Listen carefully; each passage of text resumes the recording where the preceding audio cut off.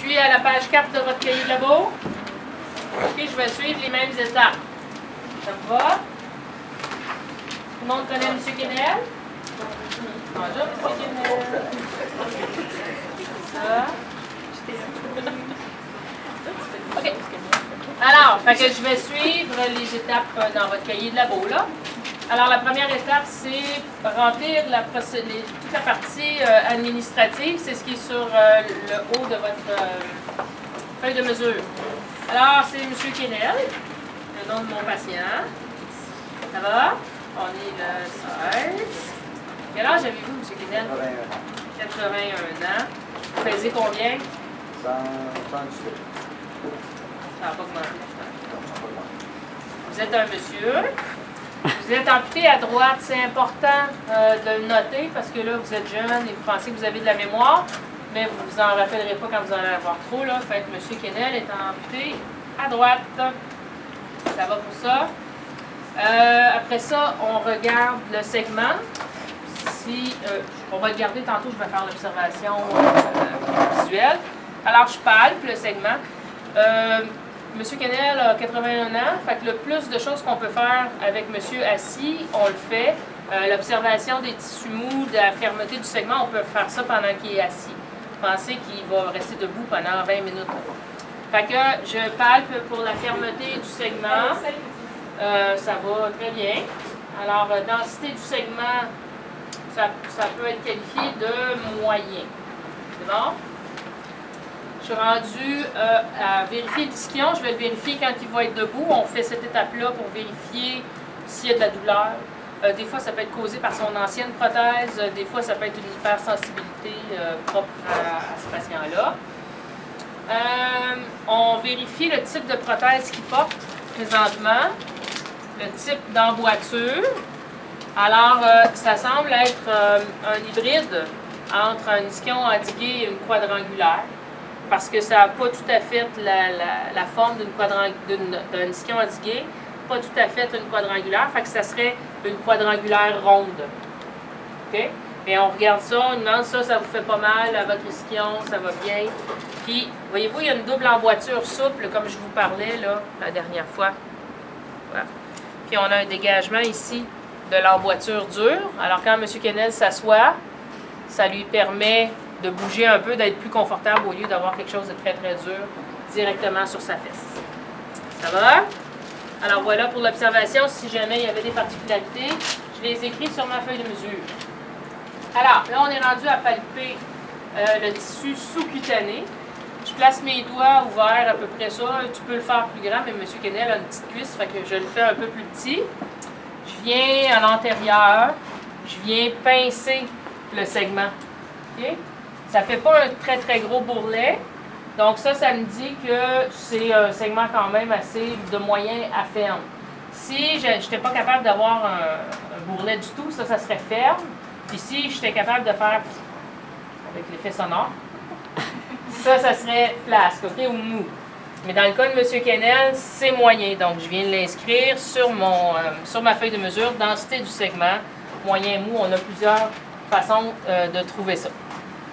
Après ça, le contour latéral du moignon. Puis, regardez comment je procède. Je ne viens pas palper directement, je marche. Hein? Je fais aller mes... Comme ça, le patient n'est pas surpris. Il se doute bien que je monte. Puis, quand je pogne un os, ben, je ne le surprends pas, puis je lui fais pas mal. Donc là, je le regarde. Il y a quelqu'un au bout de ce segment-là. Ça, est-ce que ça vous fait mal? Avez-vous de l'irritation ici? Je suis en train de palper sa crête, son grand trochanter. Ça vous fait pas mal. On descend. Hop, j'ai un petit fémur ici, qui est vraiment, vraiment au bout du segment. Est-ce que ça vous achète, M. Quesnel? Non? Comme je vous ai dit tantôt, je ne vous crois pas. Quand je vais faire mes repères, je vais l'identifier. Parce qu'un fémur directement au bout de la peau comme ça peut causer des problèmes dans votre emboîture. C'est ça. Et là, c'est parce que vous avez une bonne prothésiste. C'est bon. Fait que j'écrirai ici bout distal, fémur. Fait que quand je vais prendre mes repères osseux tantôt, je vais m'en rappeler. Bonjour. Puis, je vais l'identifier sur ma stockinette. Ça vous va? Je suis rendue à la page 5. La condition générale de la musculature. Fait que là, je vais vous demander d'être debout. Tout le temps proche, hein? On essaye de s'assurer qu'il ne tombe pas. Donc, pour mesurer la force musculaire, vous l'avez appris en physio. Oui? Fait que faites une flexion de votre hanche, s'il vous plaît, par en avant. C'est lui qui va me jeter à terre. C'est bon. Faites le jeter à terre. Donc, la force du droit antérieur, fort. OK? Le contraire, allez-vous en extension, s'il vous plaît, par en arrière. Envoyez votre jambe par en arrière. Oui, c'est bon. Un peu moins fort, mais il est quand même fort. Fait que ça va être de moyen à fort. OK? On n'a pas besoin de le graduer comme en physio de jusqu'à 5. Si vous êtes à l'aise avec cette échelle-là, allez-y comme ça. Mais dans la feuille de mesure, c'est faible, moyen, fort. OK? En fait, c'est tout ce qu'on a besoin de savoir. Ça, ces informations-là vont nous aider à anticiper des problèmes à la marche. Hein? Si nos fléchisseurs sont bien en forme versus nos extenseurs, on peut déjà avoir une idée de ce qui va se passer à la marche, à la fin de l'oscillation. Ça vous va? On va regarder les adducteurs, les abducteurs. Fait que essayez d'envoyer votre cuisse par là contre ma main. C'est très, très bien. Merci. On va faire de l'autre côté. C'est très, très bien aussi. Merci beaucoup. Ça va très, très bien. Donc, je vais écrire ABD, ADD, normal, OK? Là, dans votre feuille de mesure, vous n'avez pas nécessairement de la place pour ça. Vous n'êtes pas obligé de l'écrire si c'est normal, si vous avez des problèmes, si vous remarquez un débalancement, vous l'écrirez. Il y a quand même assez de place pour rajouter des petites notes. Ça va? Je vais regarder, inspecter visuellement votre segment. OK? Donc, est-ce que vous voulez vous asseoir? Non, ça va? Alors, il ne faut pas se gêner hein, pour tirer la peau. Toujours mettre des gants. Si vous oubliez, M. Kennel va vous le rappeler. Parce qu'imaginez, il se fait palper par 15 étudiants. Là. Donc, on déplace la peau. On va voir dans le fond de la cicatrice. OK? On regarde. Puis là, ici, on voit qu'on a de la corne. Où est-ce qu'il est le bout distal là, du fémur. Fait que ça aussi, c'est un indice. Il va falloir identifier ça quand on va prendre notre plaque. On a ici exactement une belle cicatrice qui est super belle maintenant. Ça fait combien de temps que vous êtes amputé, M. Kennel? Depuis décembre 95 pour la première fois, tibial. Et ensuite de ça, en janvier 96, Fémoral. fémoral. Ouais. Parce qu'il y avait oublié de faire des bons pansements entre le jour de l'an, alors le gangrène, c'est légal. Ouais.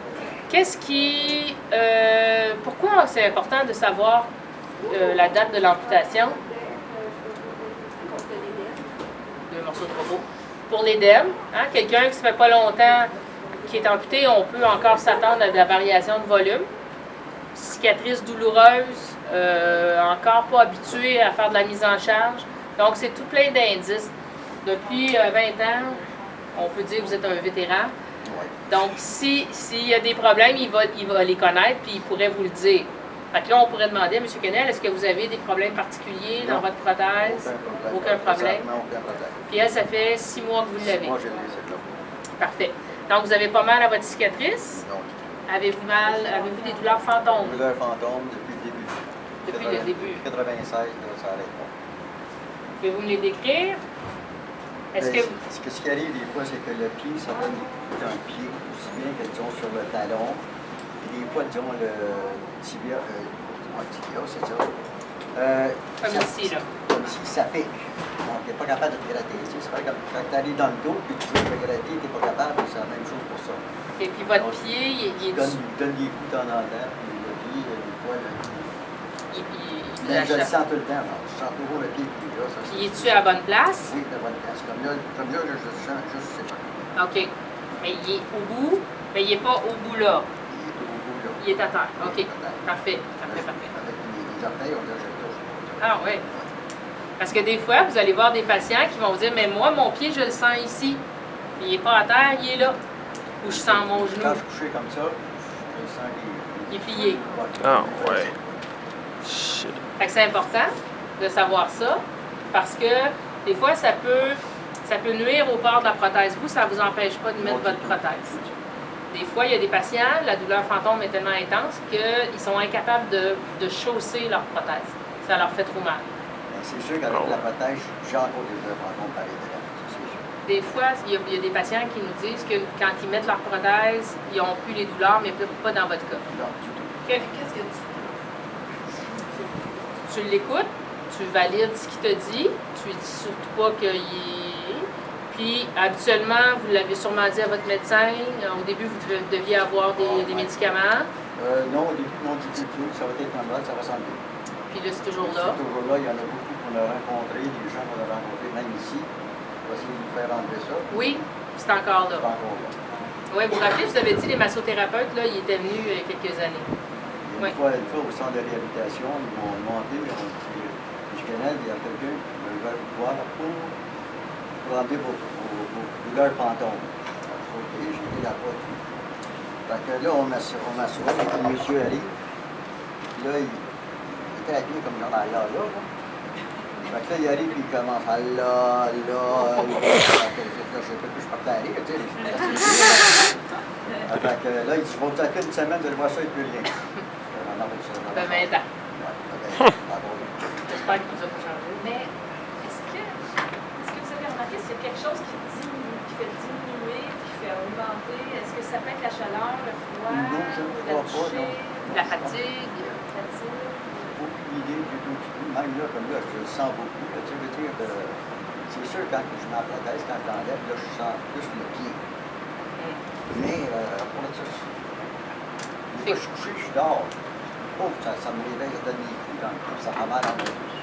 Mais la plupart du temps, c'est pas. C'est là, mais c'est pas. On s'habitue. Oui, on s'habitue, mais c'est pas pour. D'après moi, c'est pas posé comme quelqu'un. Apparemment, c'est des cellules. Oui, excusez-moi. C'est pas déconnecté. Non, c'est ça, ils ont pas compris. Ils n'ont pas compris. Ça, c'est une tête d'homme. Arrive aux femmes aussi. En parlant d'hommes, il faudrait bouger vos bijoux de famille. Moi, ça, c'est une affaire, ça. Quand vous allez rencontrer, disons, la première fois, une personnalité, là, de le mettre à l'aise au départ. Parce que souvent, comme disons, ça peut arriver avec votre nez, des fois, d'accrocher une partie. Alors, c'est d'essayer de le mettre à l'aise, faire des petits jokes avec lui. Comme ça va dire. Parce qu'il va être nerveux, le monsieur, au départ. Il va se faire amputer, là, puis tout, là, c'est pas cadeau, parce que ça prend un petit temps. C'est ça. Fait que préparez-vous, comme je vous disais, une phrase. Regarde, moi, j'ai dit, pouvez-vous bouger vos bijoux de famille? Ouais. Puis il savait exactement de quoi je parlais. Puis, mais on s'entend, M. Kennel, c'est un patient d'expérience. Alors, on attache toujours la courroie du côté amputé, ça passe sur l'épaule opposée. Puis là, on tire. Hein? Les plis ne sont pas nos amis. C'est ça. OK? Si le patient trouve que c'est trop serré ici, on peut mettre des barbouillettes, quelque chose, un petit coussinet. Bon. Ah! Je vais là. Oui. Tout le bout qui me reste, je viens le repasser ici. Je ne veux pas qu'il me dérange. OK? Là, je serais rendue à vérifier l'extension de la hanche. Je vais vous le faire avec les longitudinales. Et avant, je vais vous montrer le truc de pro pour attacher mes stockinettes. OK? Il faut les attacher une individuellement par rapport à l'autre. Fait que voyez-vous, j'avais déjà attaché ma première avec un petit bout. Je coupe le bout, fait que c'est pour ça que c'est pas grave la longueur. On va en avoir plus. La deuxième, excusez-moi, monsieur. Ouais, c'est encore. Il va falloir. Hey! Il va falloir y aller. Je vais aller dedans, là. Ouais, ouais. Ah, voilà. Voyez-vous la différence? Là, j'ai une branche ischio-pubienne. Ça vaut la peine de demander. Si vous ne la voyez plus, vous allez avoir des troubles dans la modification de plâtre. Fait que gênez-vous pas, excusez-moi, ça a rebougé. Voulez-vous, s'il vous plaît? Fait qu'on vient attacher l'autre par-dessus la première. Fait que ça fait que quand j'enlève mon négatif sur mon patient, ben j'ai pas les deux stockinettes qui partent en même temps. Alors, il n'est pas tout nu. Alors, on coupe ça. Trop ambitieux. Je pense que j'ai besoin de faire visible ici. Tadam! Ça va pour ça? Ouais. Donc, pour nous aider, on va faire des longitudinales. Bougez pas. Fait que je me sers de ça comme mon plomb à l'articulation de la hanche. OK? C'est là que je vais mesurer l'abduction de la hanche. On va les mettre de l'autre bord. Ouais. Puis à quoi le IAS? L'articulation de la hanche. L'axe articulaire. Fait que je vais te laisser le trouver. Fait que l'axe articulaire, mais On l'a jamais appris. Donc. pour vrai, On l'a appris. tantôt j'avais 6, là vous en avez 4. C'est bon. 4 degrés d'ABD. Fait que contracture à la hanche, d'abduction, 4 degrés. Tu mets tes branches où? Quelle branche? Ben, je veux dire, quand tu fais l'adduction, tu mets dans le fond tes branches de gogno. À l'axe articulaire. Ok, à l'axe articulaire. Ok, Ouais. c'est bon, parfait. T'as-tu fait 2 livres? Non, vous pourriez en faire 2. Moi, j'ai l'œil. Fait que là, ce que je fais, là, c'est la force de réaction du sol. Hein? Avec ça, vous pouvez vous faire une longitudinale aussi si ça vous aide. Est-ce que ça vous convient? Fait que à l'axe de la hanche, ça, c'est comme mon poids, là. OK? Là, mettons, si je faisais ma longitudinale, comme ça. Voyez-vous? Fait que c'est la même chose que j'ai faite en antérieur. Puis là, je viens mesurer ça. On vient de mesurer, mais n'oubliez pas, on va faire le test de Thomas après. Hein? Ça donne la même affaire. Ben, je ne vous donne pas la valeur parce que vous allez tricher. Mais ça vous donne déjà une idée s'il y a un flexum ou pas. Juste naturel. OK? On voit qu'il y en a un. Fait on va le mesurer avec le test de Thomas. OK? Donc, pour le flexum, oui. Oui, dans ta feuille de mesure, tu as ça. Mais lui, il force pas, c'est juste statique. Là, ça, c'est naturel.